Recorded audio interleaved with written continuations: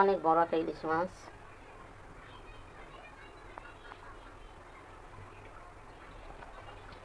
জানাবেন ইলিশ মাছটা কেমন হয়েছে। অনেক বড়, কিন্তু অনেক বড়।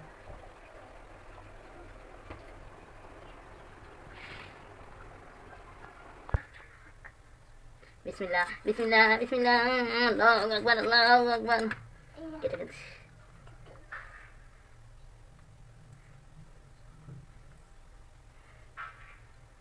এখনো শক্ত, বরফ খোলে নেই।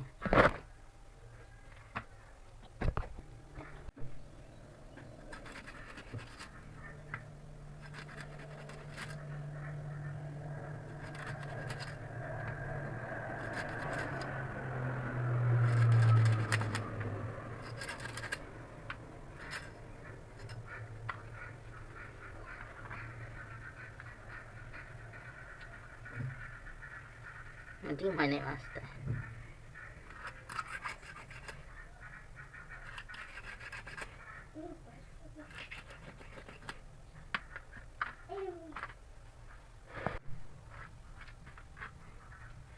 ডিমের মতনই তেল হয়েছে না?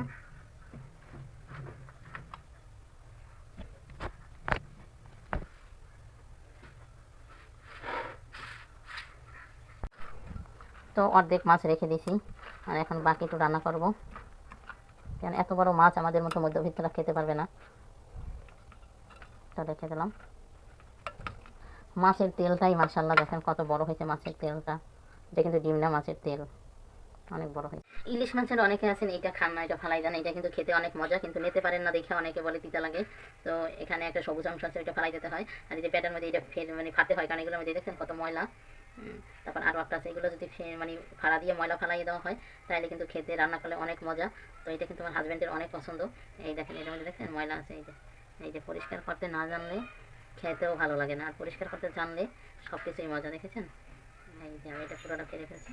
এটার মধ্যে যত ময়লা আছে সব ফালাই দিচ্ছি, যার কোনো ময়লা নেই। এখন এটা খেতে অনেক টেস্ট। না আপনি না, এটার মধ্যে ময়লাগুলো যদি ফালানো হয়, এই যে দেখেন, এই দেখছেন ময়লা।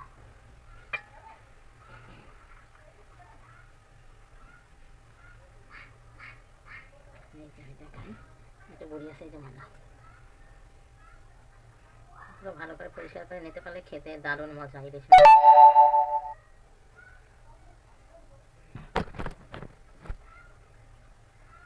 শেষ, আর কোনো ময়লা নেই। এখন এটা নিশ্চিন্তে খাওয়া যাবে। দেখছেন কত বড় তেলটা।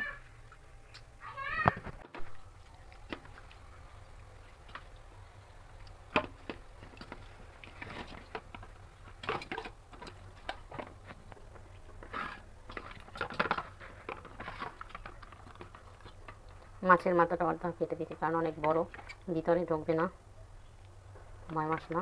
এখানে সরিষার তেল আর হলুদ দিয়ে ম্যারিনেশন করে রেখে দেবো কিছুক্ষণ। মাছটা ম্যারিনেশন করে একটু হাতে মশলা বেটে নিছি। তো এটা আমি ভেজে রান্না করবো, কারণ যেহেতু আমার ভাজা মশলা খেতে ভালো লাগে না। আমার জামার জন্য যদিও ভাজবো না মাছ, কারণ সে ভাজা মাছ পছন্দ করে না।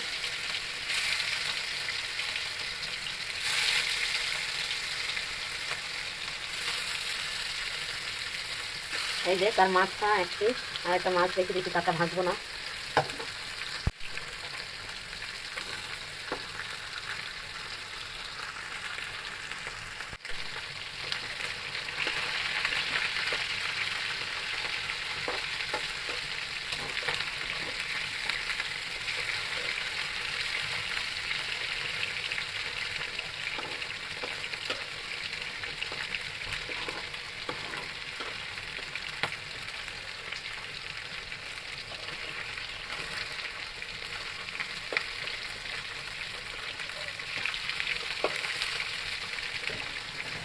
তো এইটা মাছ ভাজা শেষ, উঠাই রাখবো।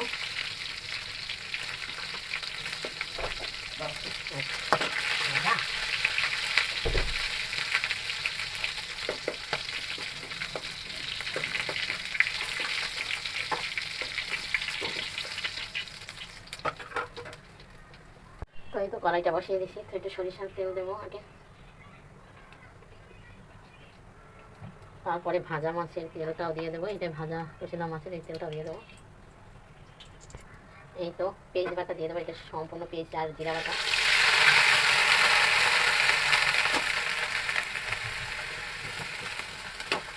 সম্পূর্ণটাই দিয়ে দেবো।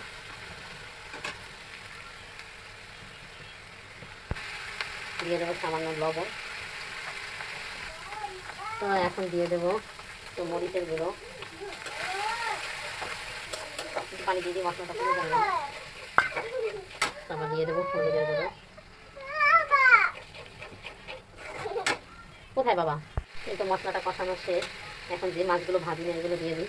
এই তো কাঁচা মাছ, মাথা, এটা আমার জামার জন্য, কারণ আমার জামাই আবার ভাজা মাছ পছন্দ করে না। এক একজন এক এক মত।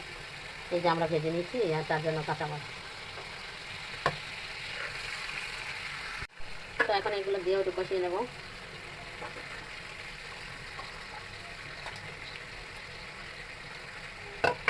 তো আলতো হাতে এখন নাড়া দিয়ে মিলিয়ে নেবে, যেহেতু কাঁচা মাছ একটু ভেঙে যেতে পারে।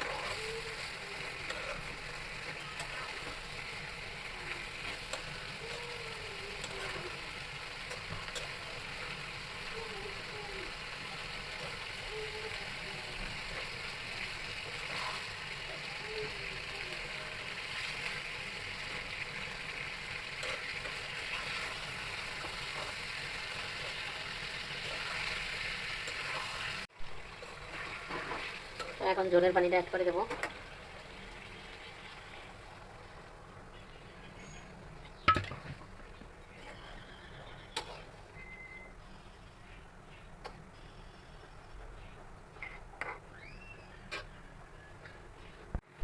তো আমি কিছু কলমি শাক উঠাই নিয়ে আসছিলাম, কারণ আমার আশেপাশে শাক গাছ আছে। তো আমি আমার হাজব্যান্ড শাক অনেক পছন্দ করে, এই জন্য শাক দিয়ে একটু শাক দিয়ে দেবো এক সাইডে, সেদ্ধ হয়ে থাকে।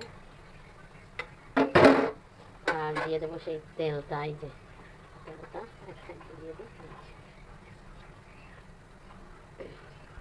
তরকারির কালারটা কিন্তু অনেক সুন্দর আসছে, জানি না ক্যামেরায় কতটুকু ভালো আসছে, খেতেও হয়তো অনেক মজা হবে, জানি না, তবে পরে বলা যাবে আশীর্বাদ মজা হবে কিনা। একটু ঝোল ঝোল রাখবো, কারণ আমাদের বাসার সবাই ঝোল পছন্দ করে।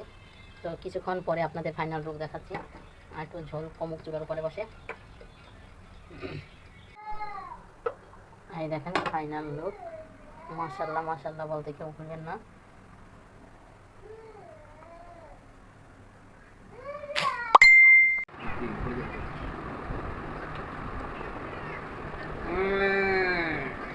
ওরে বাবা, ওরে বাবা, আরে বাবা, আবার কাজে লেগে যায়।